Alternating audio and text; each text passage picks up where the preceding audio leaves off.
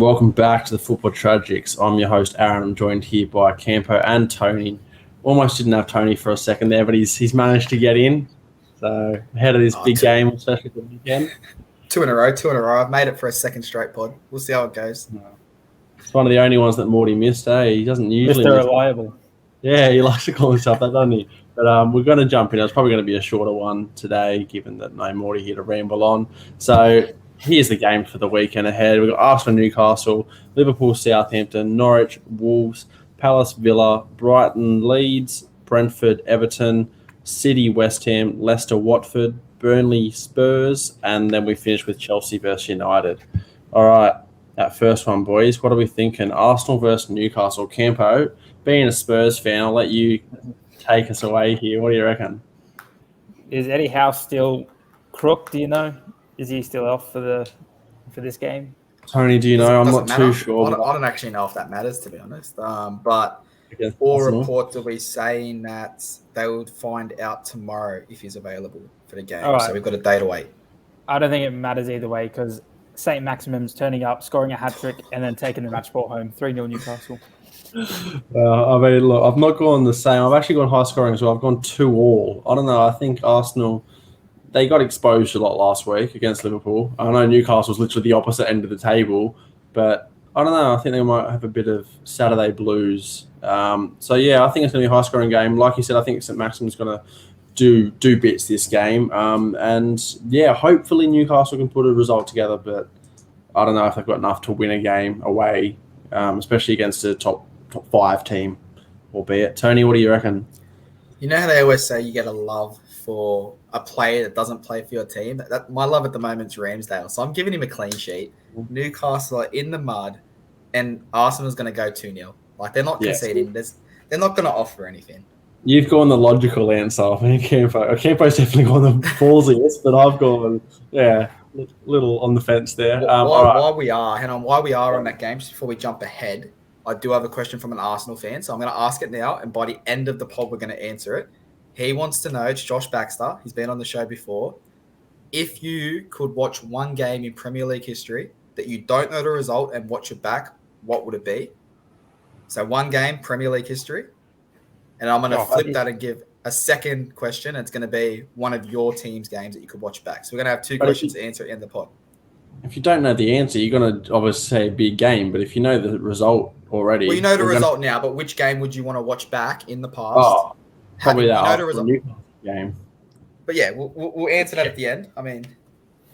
Well, I can answer it now. I don't know about Campo, but I assume the game Baxter's talking about is that Arsenal-Newcastle game from however long ago it was, where I think, was it Newcastle that came back from 4-0 down, or was it the opposite way around? Arsenal came back from 4-0 down? Newcastle were down 4-0 at half-time. Yeah, and Czech Tiote. I can tell you right now, that is not the game you said. Really? So, we both were kind of in agreement that it's gonna be that Manchester City final day game, doesn't it? As much as it hurts me, it's got to be that game. Oh, yeah. If you don't know the result and you see that title that's wrapped up by United, as much as it hurts, and then 2 minutes later, Aguero wins them their first title. Yeah, I guess. That's boring, though. Nobody likes City. All right, well, by the end of the pod, you need to think of one of your team's games that you'd love to watch back in Premier League history. Beautiful. Rightio.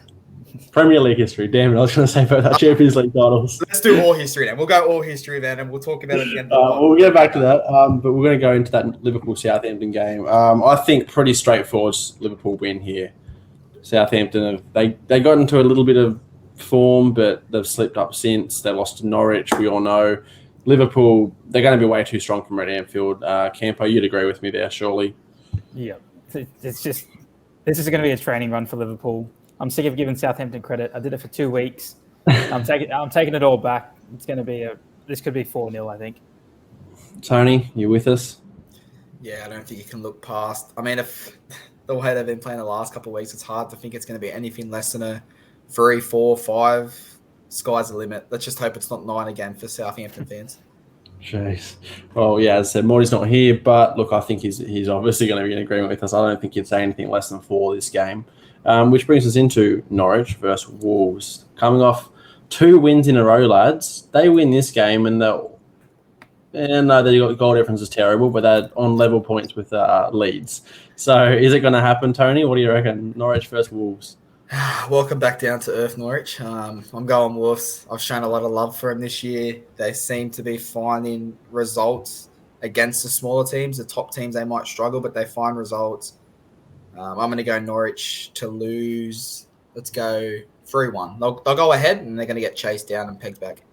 Rough. Campo, what do you reckon? I'm the same as Tony. I've got a lot of love for the Wolves this season. They play good football, and they're just going to pick apart Norwich at will. I think it'll be 2-0. I'm in agreement with both. Yeah, I've gone Wolves 1-0. I think that Norwich they're going to be playing some better football under Dean Smith, that's for sure. But Wolves they're going to be too strong for Norwich. I just don't think Norwich have enough to pick up 3 wins in a row. That's unheard of for them, really, in the Premier League these days. So I think we're all in agreement there. Wolves should wrap this one up. And moving into this game, it's very interesting, this one. Crystal Palace versus Aston Villa. We've got Patrick Vieira versus Stevie G. We all know Palace have been playing some good football this year, and Villa pick up their first win in a while under Steven Gerrard. Tony, which way are you seeing this one going? I'm going Vieira ball. I'm going to go. No, you know what? I'll give him some credit. Steven Gerrard, we've already seen he's come in, whether it was him or the players playing for him. They played a lot better football last week, but I just think the way Crystal Palace has been playing, Zaha's been playing well, that midfield's been playing well. I'm going to go 2-1 to Crystal Palace. I've gone another high-scoring game here, 2-2, so hopefully a second 2-2 of the round. Yeah, I think it's just going to be high scoring. It's going to be entertaining football. I think, like you said, Gerrard, whether it's the team playing for him or if it's his style of play, they're going to be playing some better football again. But Palace, we all know what they're capable of on their day. They've played some fantastic ball under Patrick Vieira there. I know Campo, it pains him to say it, but Vieira's doing numbers there. So I've gone with a 2-2. So point apiece. It's not a bad result for either team, I think. What do you reckon, Campo? I still think Tyrone Mings is Tyrone Mings, and he might have had a stellar game last week, but he's going to come crashing back down. That defence at Aston Villa is still shaky. Gerrard won't fix that in 2 weeks. And as much as it does suck to say, Vieira's killing it, and I think he will get the job done. I think it'll be 2-1 to Palace. I'll tell you what, the way Aaron's speaking, I'm looking forward to our game being the last game of the week so I can put on Goal Zone and see 500 goals in the space of Saturday Night Football. Like, it's starting to get a bit exciting. How many of the big games, though, end in nil or draws or 1-0? So we'll see what I say there, but we'll get into that in a bit later. How about Brentford versus Everton, boys? Everton are in the horrible form. They need to fix that. It doesn't help that obviously got Calvert-Lewin out, which he probably still is out, I believe, unless there's an update. Tony, our statsman, you got the update for us, mate? Not really, but does anyone really care about Calvert-Lewin? And then we got Brentford at home. They, again, need to lift. They've been in just as bad form. Campo, which way you want to see this one go? Brentford. I just think they're playing better football. If Everton do have Calvert-Lewin, I would lean towards them. But they're just missing so much up top. Townsend can't play well every single game. He might score once every blue moon, but Brentford need this win more than Everton, so I think they'll go and get it 2-1. Okay. I've gone with 1-1. I think that this is based off the fact that Calvert-Lewin doesn't play. Like you said there, I think without Calvert-Lewin, they don't look as great. Richarlison's not playing amazing. He's just come back from injury himself, but yeah, they need Calvert-Lewin to win games, I reckon. So 1-1 is the way I see it. So not a great result for either team, I don't think. I think Brentford would fancy themselves at home, and Everton obviously need to fix this slump they're in. Tony, which way are you seeing it? So yeah, obviously I am meant to be a stat man, so I've let you down there. But I don't think Calvert-Lewin from memory is back this week. I think they're preparing for him to be back in the next 2 to 3 weeks. So I am. Yeah, I mean they're going to slip down the ladder, but I think this is one of the things where those first couple of games we gave Brentford way too much credit. And I'm like, you look at the ladder and they're not in a very good position for the teams that we talk shit about. Those Norwiches, the Newcastles, the Leeds, they're not that far ahead of them. And I'm going to lean towards a 2 or a draw here, but it's not going to surprise me if Everton get the win. Like Tony goes missing left, right, and centre. He'll score a few goals and he'll miss easy ones. He'll get marked out of the game. I think this is a game Everton win, and if they can get Calvert-Lewin back and keep going on a roll, they're going to be that top 7, top 8 threat by the end of the season. Yeah, you're spot on with Brentford there. They obviously been blessed with the start they had. They were great. But yeah, it's coming crashing down. And if they're not careful, they're going to slip further and further down, and then find themselves in a relegation battle. Which, a month ago you would have said no chance they're going to be in that. They're going to finish mid-table. So yeah, they got to be careful. I think they'll turn it around eventually. I just don't think it's going to be this game. Without looking at the ladder, I still feel like Brentford are like in the top 6 place, and then you look at the ladder and you're like, you don't realise how far down they are now. Yep. All right, this one's an interesting one, lads. City taking on West Ham. They've just played each other recently in the cup. West Ham obviously got up. Campo, we'll start with you. Which way do you see this one going? Oh, Campo has frozen. Right, we'll go to me, I guess. You can take charge for a second. I got no idea what's going on. What was said? Right now we're in a torrential rainpour, so if there's any audio issues, blame it on that. If Campo drops out, blame it on that. Tony's only here because of the rain issues. So, Campo, we're going to ask you, City v West Ham, who do you think wins? City win 4-0. 4-0, really? Fuck West Ham. Shouldn't have thought any different, to be honest. Tony, which way? Are you going to give us the more logical answer, or is that a logical answer? I mean, Camper had a long time to think about that while he was frozen, so whether he knew what was going on, he's put some work in behind that. I guess the logical answer is I think City's lucky that they played at home today in that Champions League game. They got the result. I think they're on a massive boost. I do see him winning. Paris, though. They did dominate, but I see him on such a high. They can rest players next Champions League game. All attention really now until the round of 16 turns to the Premier League. So I'm not going to go as high as Campo because I don't know what happened when he was frozen, but he's come back with a crazy prediction. But I am going to go 2-0 City. Campo's predictions, he's working out for predictions is purely based off, does he like West Ham? No. All right, the complete opposite. So it's like 2-0. Do I like West Ham? No, +1. Do I like their coach? No, +1. And just keep going until he gets keeps going up, mate. Keeps going up. Mine was all based on West Ham can't perform after European games. But they have proven time and time again now, especially against you guys, that they can. Can I change my tip? I've gone with a City 2-1. I think the extra day having played today, and obviously West Ham played tomorrow in Europe, it's going to help them. The fact that they're at home, like you said, Tony, it's a very tough game for West Ham. This is one they wouldn't have liked to have after European football. So 2-1, it's going to be a closer game, but yeah, I think City's going to be a little bit too strong for them. Which brings us into another team playing in Europe. We've got Leicester City taking on Watford. We know Watford's they've been decent under Claudio Ranieri. A couple wins, couple losses. Leicester haven't been amazing this season. We all know it's true. Campo, I'm going to start with you again. Which way do you see this one going? I don't want to sound like a madman, but I'm going to back in Watford. I just think they're in such a rough patch at the moment, Leicester. This is a good chance for Watford to pick them off. They're hot and cold, so I'm hoping they're cold this week for my prediction's sake. So 2-0 Watford. No, I don't think you're going left wing there because I've gone with a Watford win as well. I've gone 2-1 Watford. Ranieri's they're playing good football.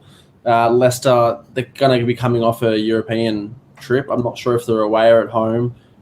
But yeah, I think Watford, if they play like they did against United, they're going to comfortably beat Leicester, who are not in good form. Do they play like they did against United? I don't know. Tony, yeah, I mean, Leicester's at home. They are at home tomorrow morning. They are playing Legia Warsaw, so you might see a lot of players. It is a big game, though. I did look at the table just before, and their group is separated by 1 point. They're in the obviously group with Napoli and Spartak Moscow, so they need a win this game. So, how much do they value European football? I don't know. Tony, what do you reckon? Which way are you seeing this one? I honestly say, I think as a club like Leicester, they're going to go for that European football because realistically, looking at how the ladder's going, that's their only route into the Champions League next year. So dare to dream they can win the European. Dare to dream, go on a bit of a European run. You're probably still going to play good enough football to finish in the Europa League or Conference League. So you'll be in Europe regardless, in my eyes. Go on a run, tomorrow's a big game. You're playing third. You win. You could go into first. You could go into second. And then I'm going to go on the weekend. As much as I don't want to after what they did to us last week, they helped us out with a new manager. So I'm going to go Watford 1-0. All right. Well, we continue the teams playing in Europe. It's the average European competition, but it's Spurs away at Burnley. Campo, you're going to start us off with this one. You don't like Burnley. You hate their football. You love your Spurs, so it's a comfortable 4-0 result for Spurs, is it? It will be comfortable. And I'm saying that for the fact that Burnley are playing attacking football, and I reckon we will hit them on a counter a few times, which will open them up. Oh, you got to do a Burnley to Burnley. Hit them on the counter and open them up. That's what I want to see. Burnley to Burnley. Tony, which way do you reckon this one's going? Oh, so this is hard because I love to sit here and give shit to Tottenham and to Campo every single week. But I love Conte as a manager. So it's really hard. I'm in a tough predicament each week now. But I think Tottenham, although they did have a rough first half last week, I think they are starting to see the effects of how Conte plays, how he plays good football, how he can get a move in, and just the passion. Like, they got that result last week, and you had Conte running around, screaming at players, celebrating. Like, that's exciting. And I haven't said it much this year, but I'm going to go a Harry Kane goal, and Tottenham's going to win 2-0. But you've been pretty spot on with the Harry Kane this year. So I think there's been plenty of times I've said, yep, he's going to do it this week. And then you've said, no, tonight, man. And you've been spot on. Does he score this week? I think possibly. I think I'm agreeing with you. Campo's gone temporarily. But, yeah, I've gone 2-0 Spurs. I think, like you said there, Conte, he just rallies the players. It's just like, it's one thing to, be a great manager, but to be able to really rally your team and, show that kind of level of, I don't know, atmosphere, I suppose, get the team playing well, get the fans involved, everything. It just looks good. So, yeah, I've gone with the Spurs win. I was just rambling on there, just trying to wait for Campo to come back. I am so happy that all that rambling and the credit I gave to Tottenham, he didn't hear it, so it doesn't matter anymore. It doesn't exist anymore. We can move on. But look, we've all gone with it. Spurs should win this game. We've all gone with it, which brings us into the final game of the round. Tony, it's Chelsea v Man United at Stamford Bridge. I'll let you start. Yeah, are you confident? Yeah, so we got a good win in the Champions League, so it's good to smile for once. We're through to that round of 16, so while I can give us credit for a win, I'm going to take it. I think this is going to be a lot closer than what everyone thinks. I think if you speak to a neutral, they're going, Chelsea's going to batter us 4, 5, 6-0. Obviously, you guys did pick up injuries in that Champions League game. You already did have a few injuries going into it. Sancho's off the mark. Rashford's looking right. Bruno was rested for most of the game. And I can't tip against United, so I'm going to go 2-1. Maguire's not playing. If you ask Aaron, we've got the referee on our side already, so I'm going to go 2-1 United. It's probably going to bite me in the arse and we're going to get slapped 4 or 5-0, but I'm going to go 2-1. Yeah, I think, look, you're spot on with I think it's going to be closer than a lot of fans are saying. Like, the neutral's going to say, yeah, Chelsea's too good. We've only considered 4 goals all year, things like that. United got battered by Watford, so surely Chelsea should do the same. But yeah, it's a big game, and you could throw out form and everything out the window, I think, when it comes to a big game. A lot of people might disagree, but that's the way I see it. Yeah, Anthony Taylor's the ref. That worries me crazily. So there's a couple worries I have with this. He's proven track record. I can go on about. I can show you clips about the bad calls, and they do somehow come in these Manchester United games. So do we see another bad call? Possibly. Hopefully not. Like you said, Maguire he's out, and it's probably a bad thing for us because I probably prefer to play him. Let's be real. Coming off a European win, Michael Carrick's first. And again, like Campo likes to say, a manager usually starts pretty hot. So his first game coming up in the Prem, it's against a rival. He's going to want to win that. The big thing I have that gives me a bit of confidence is the fact that we're at home, and defensively we're the best in Europe right now. So they should have trouble breaking us down. If we're on, you should have a lot of trouble breaking us down, which is why I've gone with my 2-0 result. But I'll take that. I'll take that. But I'm not going to be surprised if you do get a goal against us. You might even go ahead. But I'm obviously going to back the boys. I'm going to go 2-1. We need a neutral reaction here to finish us off. So, Campo, I've just lost 6-0. can you give us the neutral answer? Well, you were right about the battering by Chelsea that's about to receive. I just think, is Varane back? No. You got no one at back. You got Lindelof and I don't know. We've who got else. Eric. I'll Bailey. snap one of your strikers in half Bailey in the back. And probably get away with it. Yeah, 100%. You just got crud at the back. Two centre backs. They're going to either get outpaced by Werner or get bullied by Lukaku if he's back. I think it'll be 4-0. You haven't seen how fast Lindelof is, have you? Yeah, but he'll just cross it to Lukaku. Bang. It'll be interesting to see if Lukaku does play this game. He's back from injury now. He's on the bench. He was an unused sub in Europe. Does he start this game? I don't know, because we've been playing good without him. So I think that Tuchel's going to go with that same. Will he come off the bench? I do think he will. I think if he starts, it benefits us, if I'm being honest. Like a big striker we've seen this year, it doesn't work anymore. A big striker who's a slow turner, you're just going to have someone who, like Campo said, if you've got pace with Werner, it's going to kill us. But if you have a big striker, we're going to push him back.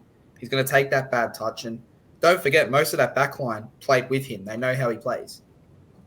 Oh, that was when he was a 300-kilo man. Behemoth.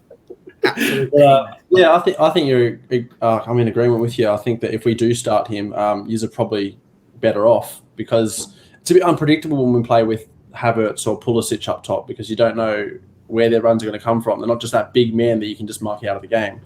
But he will see minutes this game, I reckon, whether it's off the bench. So Campo, how are you feeling about the reports that are coming out at the moment? I don't know if you caught Poch's post-game conversation today. Did you hear about that? They asked him, how are you going to feel about coaching him in the round of 16? He just laughed and walked off. So take it as you will, but how are you feeling if he comes to United?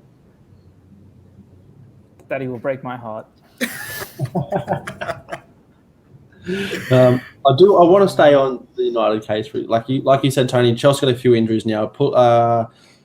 Ben Chilwell picked up a suspected ACL injury. Don't know if it's a serious ACL injury or if it's just like a minor tear. But so if we're going to have to play Alonso, and I think if you can, work Alonso all game, given that he's not the greatest defender, you will be a lot better off. But he's hoping we have to get past halfway to work Alonso. You do have to get past halfway. Does Donny van de Beek start in your opinion in this game?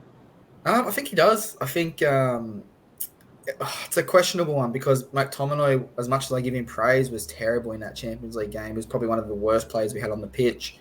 So I think Matic is too slow to play in there. So you'd think it has to be McTominay or Fred, but I think I'm happy if it's McTominay or Matic in that midfield with a Bruno and a Donny van de Beek because I think we're going to need that class of passing around the pitch to break you guys down, especially with that defense that is the best in Europe at the moment. So no room for Fred, mate. I don't want to talk about it, but I wouldn't mind Fred playing now. I think if the right manager, I'm not saying Ole wasn't the right manager for Fred as per se, but I think if a manager can really get into him, because Fred played well, that goal we scored in the Champions League, that first goal was Fred pressing, forced a mistake, and Ronaldo chipped the keeper with the next touch. So, credit to Carrick. He made some big calls. I don't think we would have ever seen Bruno getting benched a Champions League game with Ole in charge. Obviously played Sancho on his preferred right-hand side. He got his first goal. Hopefully that spikes him. He's off the mark. But genuinely, I think if you would have asked me a week ago, I would have been depressed talking about this game, but I'm excited. I'm excited for this game.